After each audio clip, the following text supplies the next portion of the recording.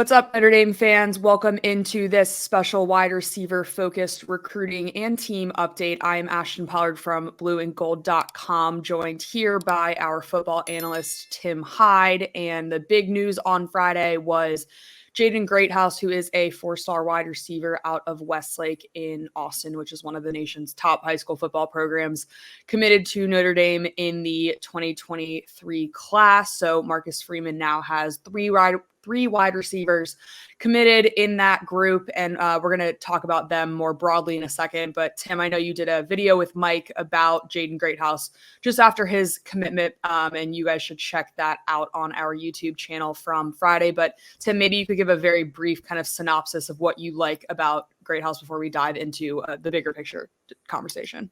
Sure. Well, you said the key word right there. He's coming from one of the premier high schools in the state of Texas, in the entire United States. So they are getting one heck of a football player, a guy that has dominated at the highest level, taken over games in his region, in his state, in the playoffs and whatnot. So they're getting a great football player. And I think most importantly, obviously, we've talked a ton about this on our Wednesday night live shows we do about wide receiver, the room, where's it at, and moving forward. Right. Greathouse is a guy that could come in and play right away on day one, which they are going to need in 2023, as we'll get into. Yeah, and I popped this film up here, which we can look at in a minute. But what particularly do you like about his game? I know we're gonna talk about him at the boundary in a second, but just for really briefly. I mean, number one, he's a great route runner. You watch him. He is like super precise on his breaks, on his cuts. You sit there and you watch it. I've watched him in slow-mo, just trying to break it down. Okay, it's 3rd and 8, 3rd and 12, 2nd and 2, looking at the down markers there as a coach. And you see the way he runs his routes. He's excellent. He's very well coached, which obviously coming from a state championship football program there. But he could dominate. I mean, he's been a 3-year starter. People don't realize as well, he's one of the best basketball players in his area as well. He is an amazing athlete that could take over a game. Great hands, fundamentals, you name it. I mean, he's probably more than likely going to be a consensus top 100 football player when it's all said and done, when his season's over and all the recruiting's done. He's one of the premier wide receivers in the country. Yeah, no, absolutely. I think looking at his film, that's easy to see, and it's interesting watching it. It's all at like AT&T Stadium or at the Texas Stadium. Like, this kid is playing in big time venues. He's playing big time football. So yeah, in addition to Greathouse, Notre Dame has Braylon James, who is also out of the Austin area, committed, as well as Rico Flores out of Northern California. And Tim, again, I know y'all talked about this with Mike the other day, but this is the first time since 2004, which is at least 2004, which is as far back as the On3 recruiting rankings go. And that's kind of largely when recruiting rankings started coming out. So you're not going to see much before around the turn of the century, but that's never happened in the modern recruiting era, I guess. So just kind of what does that mean to Notre Dame for Marcus Freeman to come in his first year and get 3 top 200 players?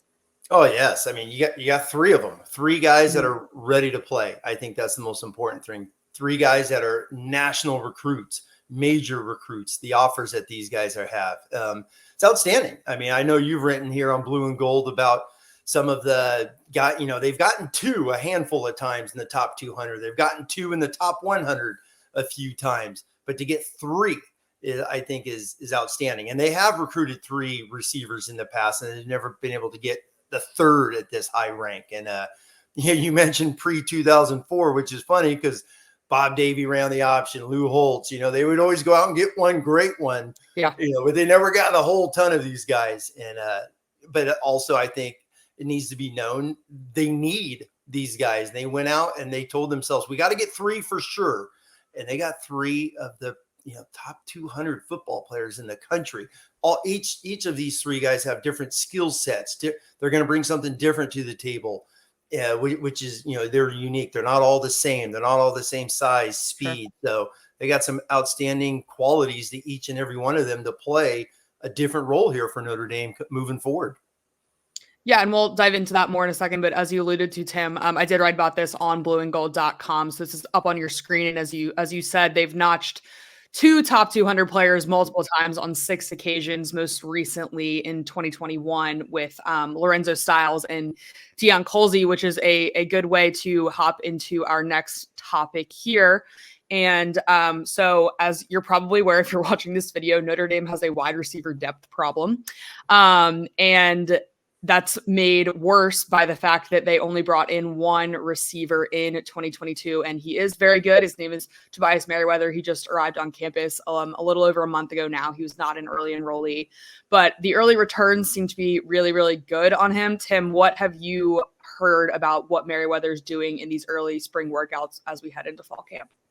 Well, I mean, number one, he was, when we watched his film and we talked to, when Mike Singer and I talked about him when he committed on signing day, the videos that we did, he's another one of these guys that's coming in 2023. He's ready to go. He's a ready-made player to come on the scene and be dynamic. His all-star film, he was outstanding down at the all-star practices. He's a heck of a football player, and he's come in this summer and he's already starting to make waves. He's starting to move up the depth chart, and guys are like, we're getting this freshman on the field, which going off of your list, there's a handful of those guys that have come on, the field early on and played right away as freshmen.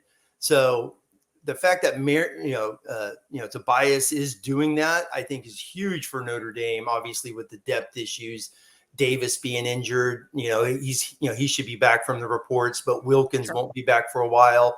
But they need these young guys to step up, because 2023, it's their time, it's their show, because they're going to lose, the 3 seniors off of this class. So, this 2022 season. So it's there, it's right there for him. And Tobias has amazing skills, length, speed. He doesn't look like a blazer on film because he's so tall. He's just lengthy and runs right by you. And really excited to see him on the field and see what he does in Columbus, Ohio.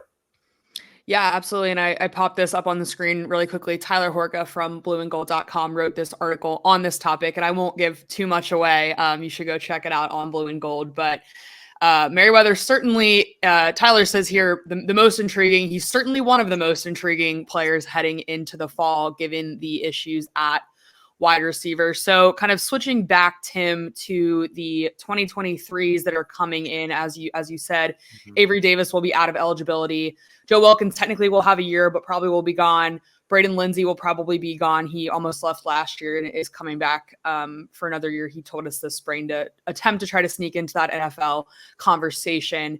So more than likely, Notre Dame's going to lose those 3.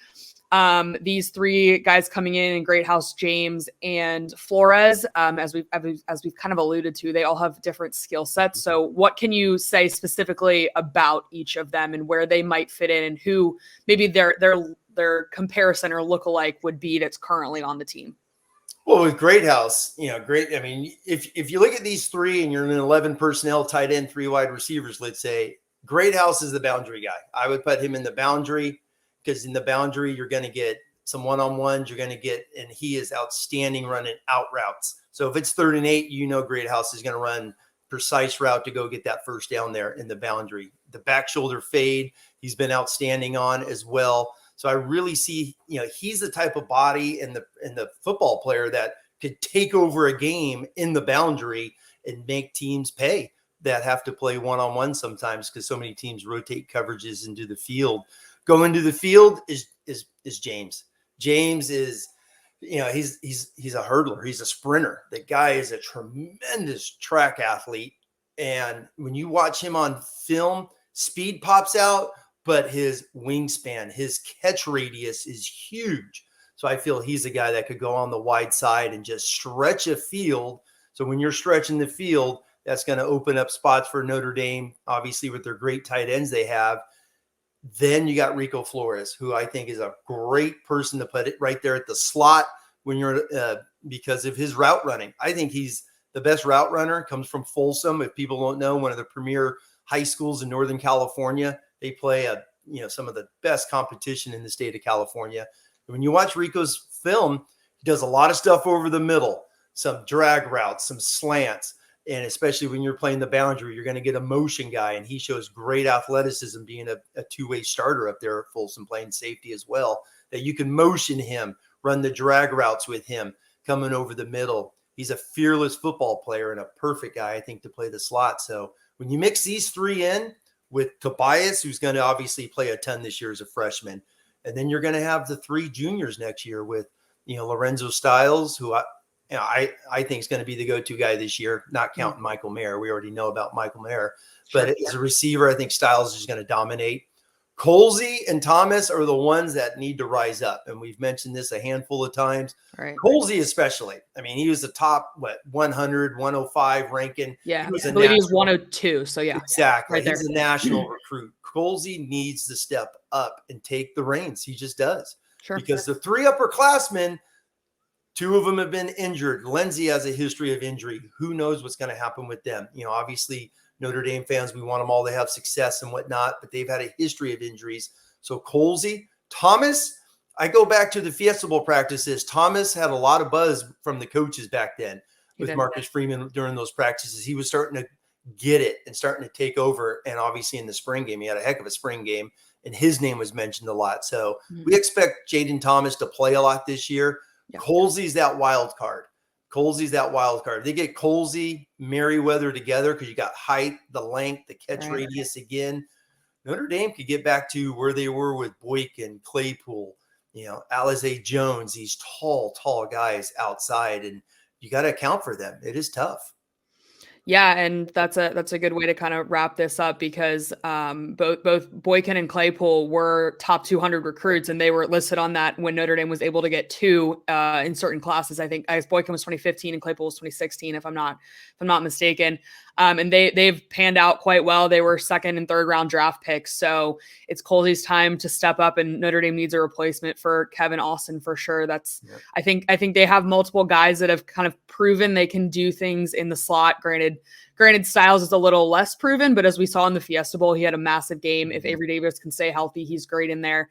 The boundary's kind of the massive question mark, and in this day and age in college football, you really do need a big boundary receiver if you're gonna be successful. So, awesome. Well, thank you for joining us. Stay tuned into the blueandgold.com YouTube show. Hit subscribe before you hop off and go check out. Like I said, we have a lot of videos on Greathouse, James, Flores, specifically on them from their commitments, and looking at more of their film and stuff. So thank you for joining us, and we will see you next time.